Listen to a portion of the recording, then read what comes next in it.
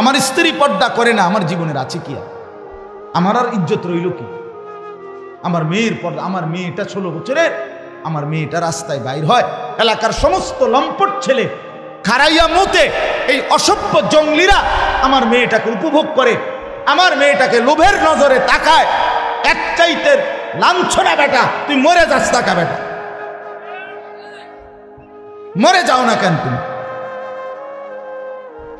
এত বড় বেইজ্জতির পরে আমার মেয়ে কোলে পিঠে করে, যাকে আমি মানুষ করলাম, আমার একটা 2 বছরের মেয়ে আছে, কথার কথা এই মেয়েটা রাতের 2টা 3টা বাজেও যদি আমি ঘরে ফিরি, সব সময় জেগে থাকি।